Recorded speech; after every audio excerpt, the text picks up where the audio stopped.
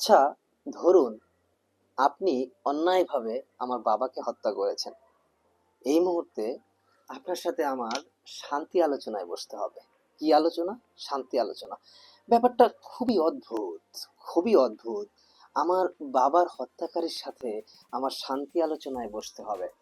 So আমি যদি এখন কথা বলি, আমেরিকার প্রেসিডেন্ট ডোনাল্ড ট্রাম্প সেই একই ধরনের একটি ঘটনা ঘটাতে চাচ্ছিলেন যে আমি যাকে হত্যা করেছি তারই সন্তানের সহিত আমি শান্তি আলোচনায় বসছি। সো বোঝাই যাচ্ছিল এই শান্তি আলোচনা সহসাই যে সফল হবে না, তার একটা পূর্বাভাস আমরা আগেই পেয়েছিলাম। ইরানিয়ান জাতি অর্থাৎ তাদের যে একটি বহর পাকিস্তানে উড়ে এসেছিল এবং আমেরিকান একটি বহর পাকিস্তানে উড়ে এসেছিল শান্তি আলোচনায়, তথাকথিত শান্তি আলোচনায়। কেন? তারা যুদ্ধ বন্ধ করতে চায়। যে যুদ্ধটা আমেরিকানরা শুরু করেছিল, সেই যুদ্ধটা ইরানিয়ানরা শেষ করতে চায়। কিভাবে শেষ করতে চায় তার নমুনা তো আমরা দেখতেই পাচ্ছি। সহসাই পাকিস্তানের প্রধানমন্ত্রী যথেষ্ট চেষ্টা করেছিলেন দুই পক্ষকে একই টেবিলে আনার। সেই চেষ্টায় তিনি সফল হলেও পিস টক, আমরা বলতেছি পিস টক, সেই পিস টক কিন্তু সফল হলো না।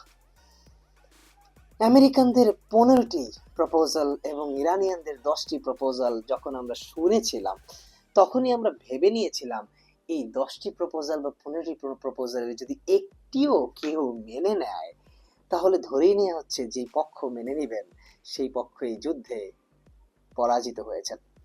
কিন্তু এই যুদ্ধে তো কেউ পরাজিত হতে আসে নাই, সবাই জয়ী হইতে এসেছে। তো জয়ী যদি হইতে হয় তাহলে তো পিস টকের কোনো প্রশ্নই আসে না। আমরা উইন উইন, মার্কেটিং এর একটি ভাষা, উইন উইন সিচুয়েশন, অর্থাৎ তুমিও জিতেছো আমিও জিতেছি, এই প্রশ্ন তো আমরা নাই। আমরা আছি আমি শুধু জিতেছি তুমি হেরেছো।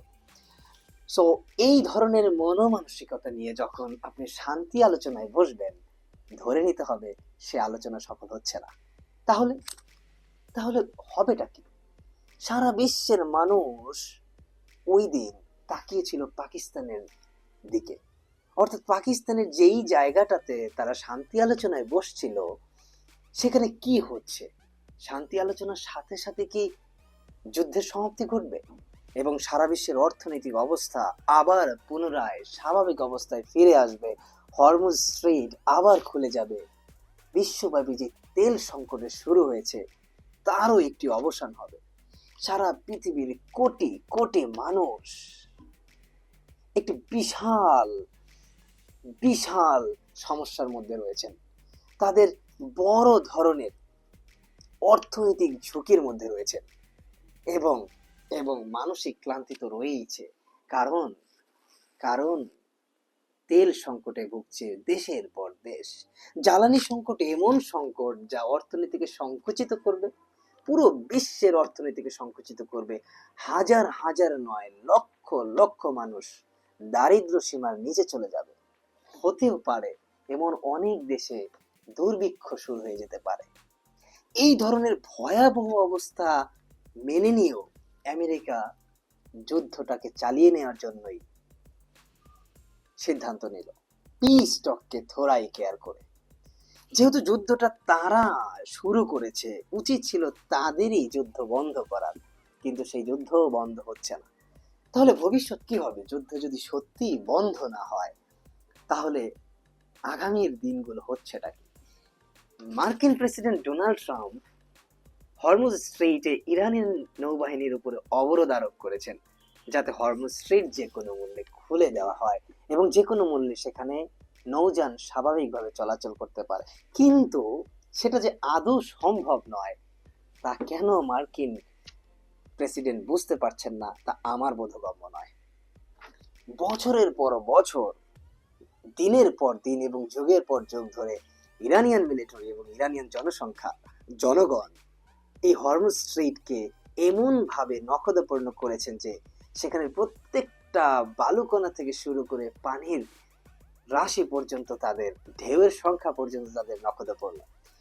সুতরাং সেই অবস্থায় তাদের পারমিশন ছাড়া বা তাদের চোখ এড়িয়ে কোনো ধরনের জাহাজ ঠিকভাবে চলবে তা আমি বিশ্বাস করতে পারছি না। তাহলে পুরো বিশ্বের অর্থনীতির অবস্থা কি হবে? আমেরিকা যদি মনে করে তারাও সেই অর্থনৈতিক ধাক্কা থেকে বেঁচে যাবে, সেটা সম্ভব নয়। পুরো বিশ্বের অর্থনীতি যদি সংকুচিত হয়, আমেরিকান অর্থনীতিও সংকুচিত হওয়ার দিকেই যাবে। যুদ্ধটা কি তাহলে বন্ধ হচ্ছে না? কি হবে তাহলে ভবিষ্যতে? ইরান কি আরো বড় ধরনের আক্রমণের শিকার হবে, নাকি ইরানিয়ানরা যে রিটালিয়েশন করছে, যে প্রতিরোধ ব্যবস্থা করছে, তা আরো তীব্র থেকে তীব্রতর করবে? যুদ্ধের ভয়াবহতা যদি বেড়েই যায়, আবারও বলছি, যুদ্ধের ভয়াবহতা যদি বেড়েই যায়, তাহলে পুরো বিশ্বের অর্থনীতির অবস্থাটা হবে কি? বিশ্বব্যাপী যদি দুর্ভিক্ষ শুরু হয়, তাহলে আমেরিকান সেই রাজত্ব আদৌ কি টিকে থাকবে? পুরো বিশ্ব আমেরিকান যে সাম্রাজ্যবাদের এক ধরনের সাম্রাজ্যবাদের প্রতি এক ধরনের যে নতি স্বীকার করেছে, তা কি মেনে নিবে, নাকি বিশ্ব অর্থনীতিকে চাঙা করার জন্য যে কোনো মূল্যে ইরানের সাথে সম্পর্ক গড়ার চেষ্টা করবে?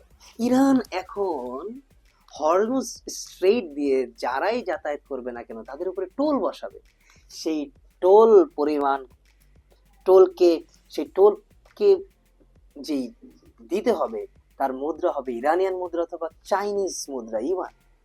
এই ধরনের সিচুয়েশনে পেট্রো ডলারের অবস্থা যে নিম্নমুখী হবে, তাও কি আমেরিকানরা বুঝতে পারছে? আমার মতে মনে হচ্ছে হরমুজ স্ট্রেইট ইরানের জন্য ট্রাম্প কার্ড। আর এই ট্রাম্প কার্ড যদি ডোনাল্ড ট্রাম্প যে কোনো মূল্যে রক্ষা না করতে পারে, অর্থাৎ ট্রাম্প কার্ডকে ধূলিসাৎ করে দিয়ে হরমুজ স্ট্রেইটকে ফাঁকা না করতে পারে, তাহলে এই যুদ্ধে আসলে আমেরিকার পক্ষে জিতে যাওয়া বা টিকে থাকা অসম্ভব হয়ে পড়বে। তাই আমার অনুমান, যুদ্ধটা খুব দ্রুতই বন্ধ হতে যাচ্ছে। যে কোনো মূল্যে বন্ধ হইতে হবে, না তা না হলে পুরো বিশ্বের অবস্থা খারাপ হয়ে যাবে। আমেরিকানরা হয়তো বা আরো কিছুদিন এই যুদ্ধ চালিয়ে নিয়ে যাওয়ার চেষ্টা করবে, কিন্তু শেষ পর্যন্ত যুদ্ধ এগিয়ে নিয়ে যাওয়া সম্ভব নয়। কারণ এই হরমুজ স্ট্রেইটে পৃথিবীর 20 থেকে 25% বাণিজ্য হয়ে থাকে, বা 25% তেল বাণিজ্য হয়ে থাকে এই পথ দিয়ে। যেই পথ যদি ইরানিয়ানরা আটকায়া দেয় বা আটকিয়ে রাখে, সেটা থেকে মুক্ত হওয়া খুবই খুবই অসম্ভব। তাহলে তাহলে যে পিস টক নিয়ে কথা হচ্ছিল, সেটা হবেটা কি? আমার কাছে মনে হচ্ছে আমেরিকানরা শেষ পর্যন্ত এই যুদ্ধে পরাজয় বরণ করে বেরিয়ে যেতে হবে, বাধ্য হবে। তাছাড়া আর কোনো উপায় বা পথ খোলা দেখছি না। অথবা সর্বাত্মক যুদ্ধে নামতে হবে। সর্বাত্মক যুদ্ধে যদি আমেরিকানরা নামে, পুরো বিশ্বের অবস্থা ভয়াবহ হবে, ভয়াবহ। সুতরাং পুরো বিশ্বের অবস্থা যদি ভয়াবহ হয়, আমেরিকান রাজত্ব তাসের ঘরের মতো ভেঙে পড়বে। সো আমার কাছে মনে হয় আমেরিকানরা সেই ঝুঁকি নিবে না। তার থেকে একটি সম্মানজনক পরাজয় নিয়ে মধ্যপ্রাচ্য থেকে বিদায় নিবে, এই হচ্ছে আমার অপিনিয়ন। দেখা যাক ভবিষ্যতে কি হয়।